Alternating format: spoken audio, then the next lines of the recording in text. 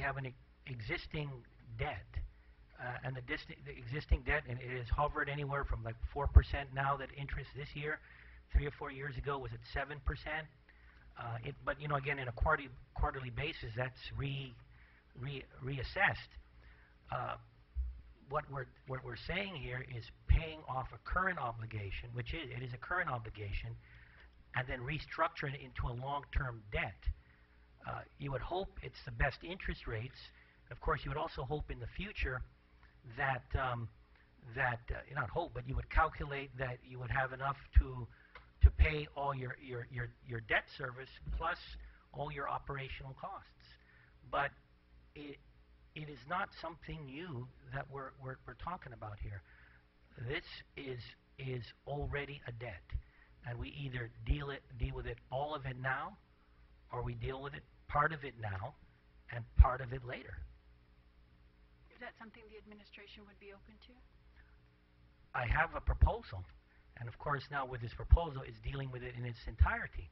But we look forward to the deliberations of this body on what can come about. I have to bring up that lawsuit, take a look at what we have currently that is currently owed, and of course look at your own ideas on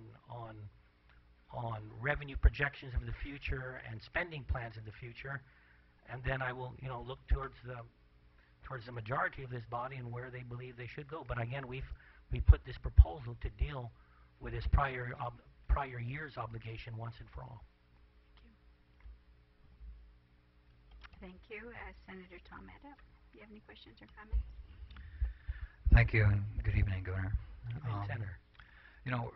I've this past several days we've been discussing and really making a comparative analysis between the little bond, $180 million, and the big bond, $343 million, in terms of looking at the financial feasibility of each of the two bonds.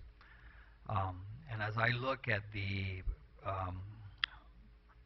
projection sheet here of revenues versus expenditures with respect to the big bond, I'm having some difficulty with the revenue projections. Now, earlier the question was asked, if the military buildup did not occur, will we still be able to service the debt?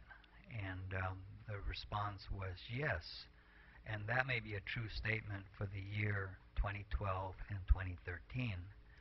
But in 2014, we find that our revenues are just going to spike up by $53 million, and in 2015, it's going to spike up to 83. That's about a 60% increase. And so I'm just concerned then that if in fact the powers to be in Washington decide to further flatten out the military buildup, maybe it'll still occur, but certainly not to the extent.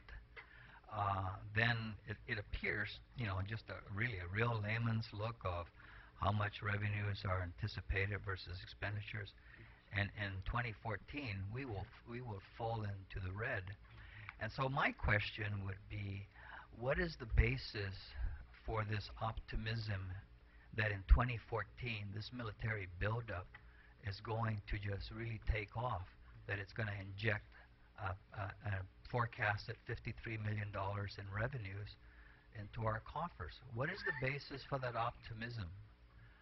Because I'm normally a very optimistic guy, but when we're looking at when Washington is taking a look at reducing upwards of $1 trillion from Department of Defense,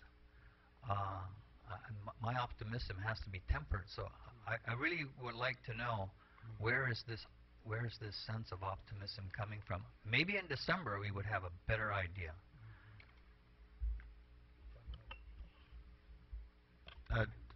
Senator Adder, you're talking about the 4 line items there on the revenue side for the 2014 projections? Well, I'm just looking at this this sheet here that was, I guess, provided, and so it shows that I guess starting 2014 we see increased revenues in GRT, additional Section 30, additional tax revenue and existing military projects, it all comes up to an additional $53 million, and then that bumps up by another $30 million the following year. So I want to know where's your source of optimism from? Yes. So what we did is we actually cut the budget that was the construction cost that was presented in the FEIS. It was about $10 billion. We cut it to $5 billion, and just in discussion with the chief economist, we took a 10% revenue tax collection revenue, and then we based it on the FEIS, the projects that were spread out from 2012 to I'm thinking it's 2018, and so we took those numbers and we pushed it back, and based on the construction, the assumption that the construction will happen during those years, we took that 10%. So it's based on the FEIS, and it's a percentage. It's a 10% percentage. So now, I'm sorry. Going back again to the bond senator. Again, with the bond, it focuses on the gross receipt tax. So if you actually look at the business privilege tax, the 204, 209, and it's the debt service is really based on that figure. And what it does is what you do is you it takes 3% out of the 4% or 75%. No, I understand Up, that. up to debt service, just up to debt. I understand that, John. Okay. I'm just, getting through all those details.